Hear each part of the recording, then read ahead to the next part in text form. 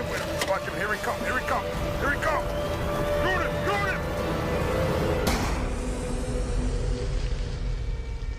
Okay, look, most people see this show and they see a guy in a polo shirt yelling at a lizard, but we need to be serious for a minute. This isn't just a show, it's a commodity. The History Channel isn't selling you a culture. They're selling you a brand of ruggedness, where that shoot 'em line isn't just a fun shout, but a carefully curated marketing gimmick designed to turn a legitimate cultural survival tactic into a product for a national audience. Scholars call this the commerce of poverty, a spectacle of the poor, where the viewer gets to feel modern and sophisticated by watching people they've been told are primitive. To really understand why we're laughing at Troy Landry, we have to look at the history, and it's a lot darker than a swamp at midnight.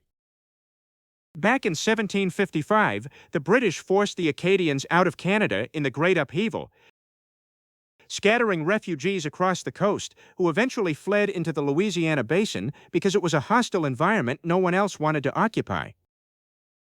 Historian James Dorman argues that their isolation was a shield that kept their language and traditions alive for generations, but the state of Louisiana didn't like that independence. In the 1921 Constitution, they officially banned the French language in public schools. Imagine being a kid and being told by your teacher that the way your parents talk is backwards or ignorant, using physical punishment to force assimilation and creating a legacy of linguistic shame. The state tried to standardize the swamp by literally beating the culture out of the children. So when you see these men today, you're seeing the survivors of a century of systematic cultural erasure. This historical trauma is exactly what the media exploits today by using those subtitles. But Troy Landry is speaking English. By putting those giant white words at the bottom of the screen, the network is creating what sociologists call a visual wall that tells the viewer this guy is the other, a foreigner in his own country. This is what Tanya Gauthier calls the profitable rugged stereotype, seen everywhere from the water boy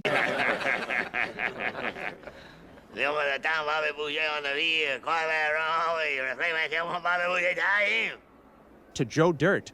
No. Home is where you make it. Home, where you make it. Oh. Everybody know that.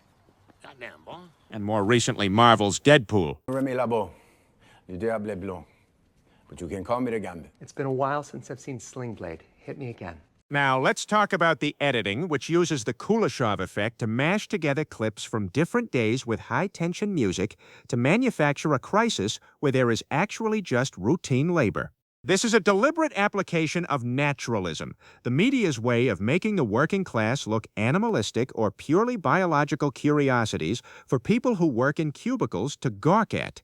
The editors are essentially creating a manufactured reality that emphasizes the wildness of the Cajun man while completely erasing his agency as a highly skilled, specialized laborer. But the part they don't show you is the smoke in the background from Cancer Alley, the region between Baton Rouge and New Orleans that is one of the most polluted industrial corridors in the world. The show never pans the camera to the left because the 300-year-old primitive myth falls apart if the viewer sees a multi-billion-dollar oil refinery in the same frame as the cypress trees. They want you to think these people live in the past so you don't realize they are being poisoned in the present. Julia Mizutani argues this is a form of environmental racism where the state and media collude to create what she calls sacrifice zones. We sell their struggle as a reality show while ignoring the fact that they are breathing in death from the very industries that claim to provide progress to the region.